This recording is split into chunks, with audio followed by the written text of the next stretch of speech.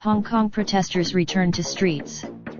Leader apologized. Hong Kong UA protesters filled Hong Kong's streets again on Sunday, cramming subway stations and turning roads into a sea of black, in another massive years-long demonstration against their government's handling of a proposal to allow extraditions to mainland China, even after the city's leader said she would suspend the bill.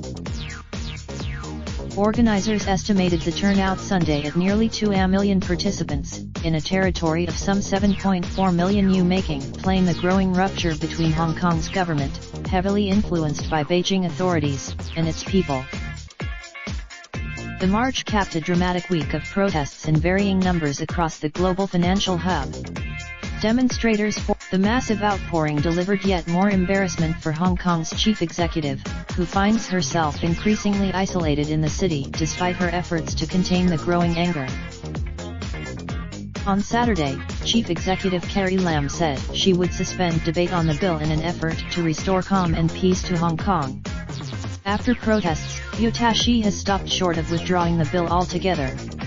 She has insisted that Lam's decision to back off the measure for now did not placate the crowds who showed up in a march that stretched more than 3 miles in either direction from its planned starting point. Police estimated many expressed deep dissatisfaction for the way Lam has handled the bill and responded to the opposition. A27, she is so evil, said Sabrina, who gave only her first name for fear of retaliation. She teared up as Sunday's crowd, no less energized than in previous demonstrations, included the elderly, people with disabilities, children with their families, business executives, social workers, and students, all demanding the permanent withdrawal of the extradition bill. Protesters, who waited for hours under a blazing sun to begin their march, chanted for Lam to step down and for Hong Kong to add oil, a Cantonese cheer that means keep going. Banners called for. At one point, members of the crowd started singing "Do You Hear the People Sing?", the call to action from the musical Les Miserables.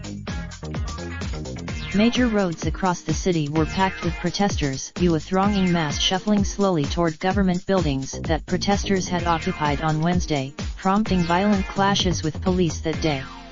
Police presence. By evening, protesters had taken over Harcourt Road, the main road around the complex that houses Hong Kong's legislature.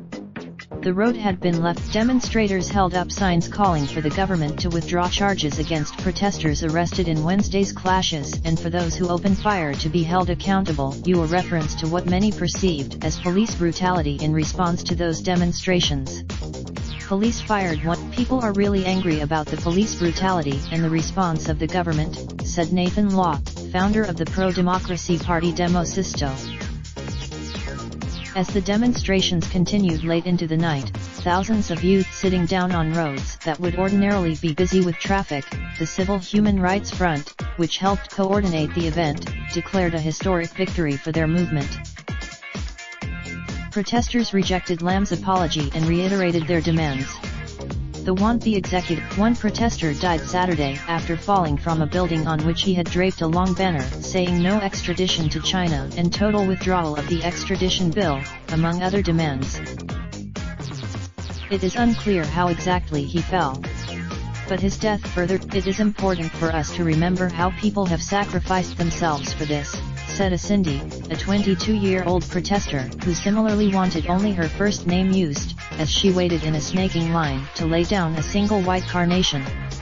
We are here because the extradition plans were first floated after a gruesome murder in Taiwan, where officials say a pregnant woman was brutally killed by a Hong Kong resident who later admitted to the crime.